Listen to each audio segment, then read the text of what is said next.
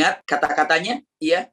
Kalimatnya innamal mu'minuna, subhanallah, sesungguhnya orang-orang beriman ini, kalimatnya punten sebelumnya, ya. Kalimat walladzina amanu, sesungguhnya orang-orang beriman ini adalah wahajaru. Walladzina amanu, mereka adalah orang beriman. Wahajaru, mereka berhijrah, meninggalkan maksiat, meninggalkan meninggalkan hal-hal yang tidak baik. Wajahadu, dan dia berjihad, menjaga istiqomah untuk selalu berhijrah, itu jihadnya. Iya. Jadi hijrah itu susah. Tapi menjaga hijrahnya itu untuk istiqomah disebutnya juga jihad. Tidak mengatakan walladzina amanu wahajaru wastaqamu, tidak. Kalimatnya walladzina amanu, mereka orang beriman, wahajaru, meninggalkan semua kelakuan-kelakuan buruknya, wajahadu, dan dia ini jihad, maknanya apa? Menjaga iman dan hijrahnya, itu namanya istiqamah. Wajahadu fi sabilillahi, selalu di jalan Allah. Subhanallah. Ini dia. Walladzina awaw wan nasaru, dan selalu menolong orang. Selalu menolong orang. Masya Allah. Ulaika humul mu'minuna haqqa. Dia adalah orang-orang yang imannya benar-benar iman.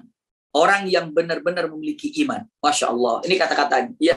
Lahum maghfiratu wa rizqun karim. Bagi mereka yang bisa melakukan hal ini, mereka mendapatkan maghfirah dari Allah dan rizki yang mulia. Ya Rabbana, bukan dikata rizki halal lagi. Rizqun karim. Masya Allah. Kalimatnya ada nikmat yang mulia karena Allah langsung memberikannya. Masya Allah. Ini adalah yang tertuang ataupun yang termaktub ataupun yang ada di dalam juz 10 di bagian akhir surah Al-Anfal. Iya. Singkat saya ingin sampaikan dalam surah At-Taubah. Usikum wa iyaya nafsi bitaqwallah.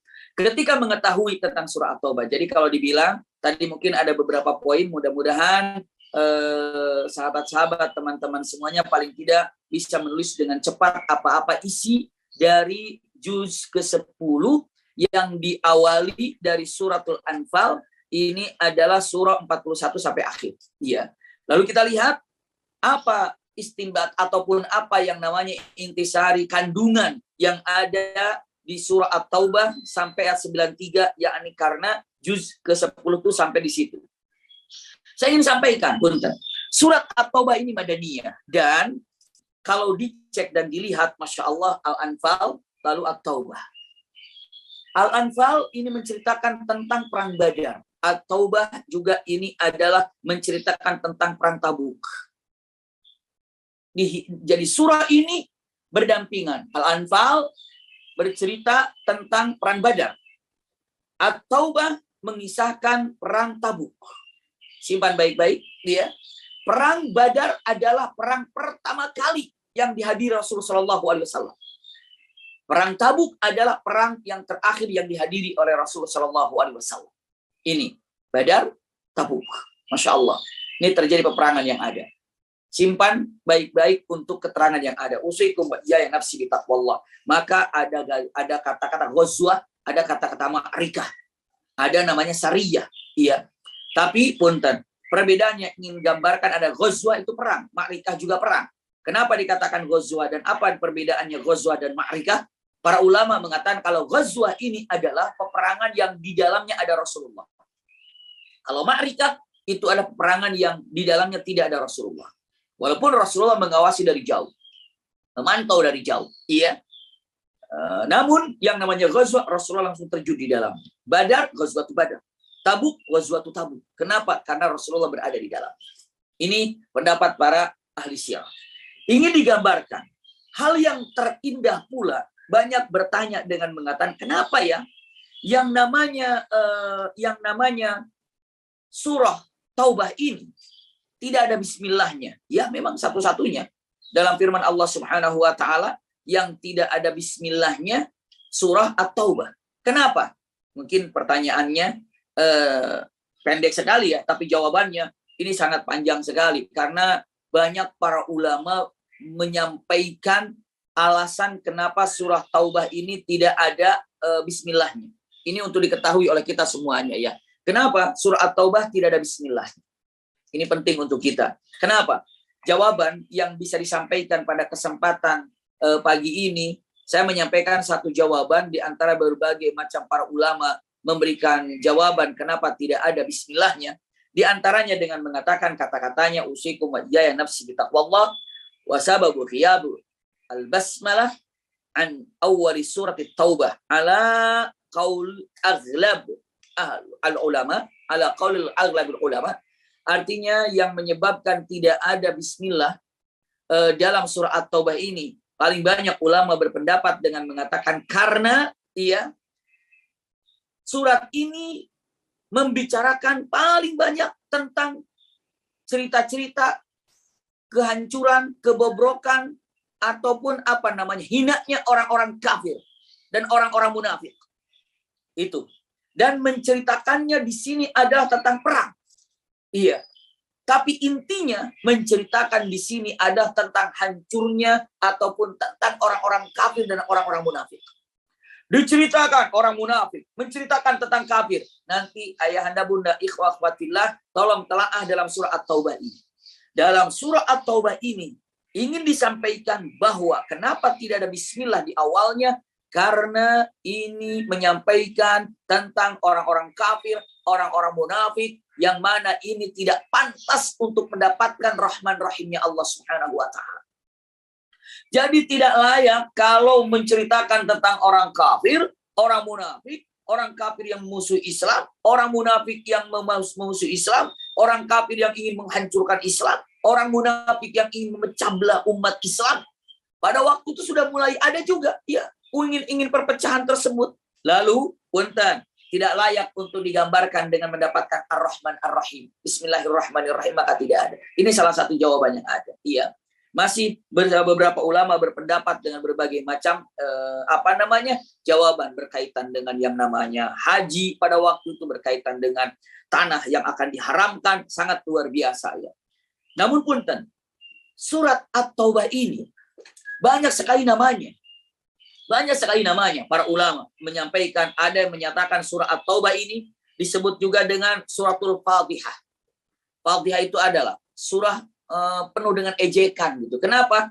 Karena mengejek, menghina orang-orang, meremehkan, mengejek, menghina kepada orang-orang kafir dan orang-orang munafik. Maka dikatakan suratul Fatihah. Surat orang-orang buruk di dalamnya. Kenapa di situ menceritakan orang kafir dan orang-orang munafik? Dikatakan suratul Fatihah. Para ulama berkatakan demikian. Juga ada yang mengatakan surah kalimatnya Al-Kashifah. Kashifah itu adalah Kashifah itu tadinya terhalang, lalu Kashifah terbuka. Jadi surah yang nampak sekarang. Kashifah yang terbuka. Maksudnya kenapa dikatakan surah terbuka? Jawabannya karena di situ terbukanya orang-orang kafir dan orang-orang munafik. Sikap dan sifat orang-orang munafik dan orang-orang kafir terbuka di situ. Maka dikatakan surat Kashifah. Iya. Juga ada mengatakan surat Taubah ini surat As-Saif. Iya, kenapa? Karena di sini menceritakan tentang perang. Perang. Masya Allah, gitu ya. Namun, kenapa dikatakan Taubah? Kenapa dikatakan Taubah? Kan tadi dikatakan surah Fatihah. Ya, dikatakan surah Kashifah. Surah As-Saif, pedang. Kenapa malah dikatakan At-Taubah? Lebih cocok dalam surah At-Taubah. Karena apa? Jawabannya, karena siapapun mereka, mau dia kafir, mau dia munafik, mau dia siapa dan siapa, tapi kalau dia taubat, Allah terima. Itu kalimat. Iya. Siapapun mereka, tapi kalau dia taubat, Allah terima. Maka surah yang paling banyak kalimat taubatnya terulang itu dalam surah At-Taubah. Dalam surah At-Taubah itu sab'ata asyar marrah. Dalam surah Taubat 17 kali kalimat taubat terulang. Subhanallah. Iya. Lalu punten, ada dalam surah Al-Baqarah itu 13 kali. Padahal surah Al-Baqarah itu paling panjang. Dan ada dalam surah Ali Imran itu 3 kali.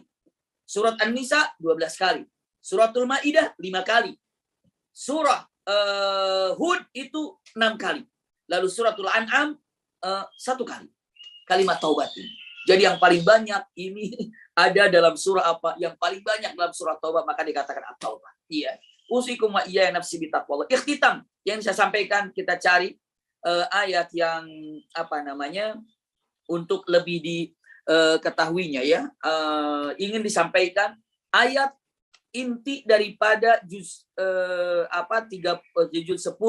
yang ada dalam surah At-Taubah ini cukup banyak dan para ulama untuk mengetahuinya atau membidiknya ya.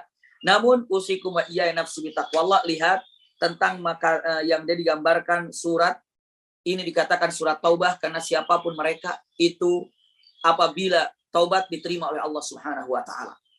Walaupun dia telah melakukan maksiat, tapi kalau dia taubat diterima. Nanti kalau lihat mudah-mudahan nanti sahabat-sahabat semuanya dicek di juz 11-nya itu akan menceritakan 3 orang yang bertobat. Wa ala thalathatil ladzina khuliqu hatta idza daqat alaihimul ardu bima rahbat, dan itu menggambarkan tentang tobatnya seseorang dan bagaimana sulitnya untuk menerima tobat. Iya, coba cek dalam surat pertamanya ya. Dalam kalimatnya, bara'atun minallahi wa rasuli illal ladzina ahadtum minal musyrikin. Allah melepaskan diri daripada orang-orang musyrik. Iya. Kenapa? Allah tidak mau berhubungan dengan orang-orang musyrik, melepaskan diri. Kalimatnya saja lihat. Inilah pernyataan pemutusan hubungan dari Allah dan Rasulnya yang dihadapkan kepada orang-orang musyrikin. Subhanallah. Iya. Kenapa? Ini kalau lihat ayahanda bunda, usikum wa iyaya nafsi bitaqwallah, perkataan di ayat 1-2 ini memang mensucikan kota Mekah. Jadi begitu kota Mekah dikuasai, pada waktu haji pertama setelah Rasulullah menguasai kota Mekah, yang haji pada waktu itu bukan Rasulullah tapi Amirul Hajjnya Abu Bakar.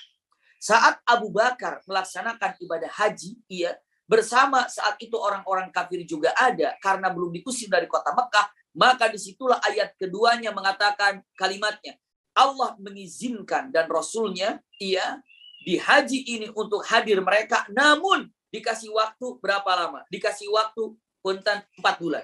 Fasihu fil ardi arba'at ashhurin wa'lamu annakum ghairu mu'jizillah wa annallaha mukhzil kafirin. Artinya dengan mengatakan fasihu fil ardi. Ayo sekarang bebas di orang kafir di kota Mekah bebas, tapi setelah 4 bulan kalau masih di sini diusir.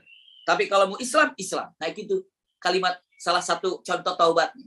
Kalian yang mengusir aku, mengusir kami ketika di Mekah, jika kalian masih kekeh mau di Mekah dan tetap dalam agama kekafiran, tidak boleh keluar. Tapi jika kalian muslim, silahkan diterima.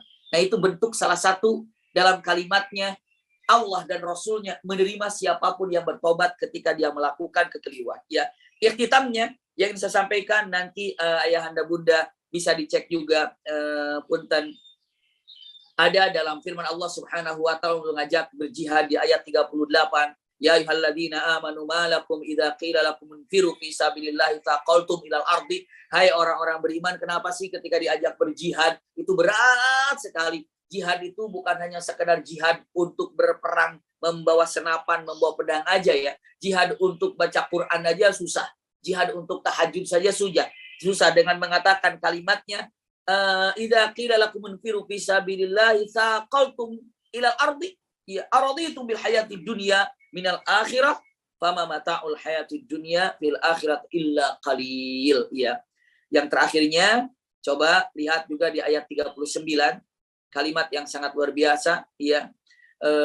Kalimatnya illa tanfiru yu'adzibkum adaban alima wa yastabdil qauman ghairukum ya wala tadurruhu syai'a wallahu ala kulli syai'in qadir. Ini juga kata-kata yang sangat menyentuh untuk kita semuanya sampai ujungnya dihayati saja di ayat 24 qul in kana aba'ukum wa abna'ukum wa ikhwanukum wa azwajukum, dan selanjutnya ini menunjukkan siapapun yang mengedepankan cintanya melebihi cinta daripada Allah dan Rasulnya, ini ada sesuatu yang merugi. Jadi Allah dan Rasulnya harus lebih dicintai di atas segala-galanya. Mungkin yang bisa disampaikan ini untuk mengetahui kata-kata tentang singkatnya di juz ke-10 ini ya. Sebagai terakhir kalimatnya ada di ayat 41 yang ingin saya gambarkan. Infiru khifafa wa thiqala wajahidu bi amwalikum wa anfusikum fi sabilillah.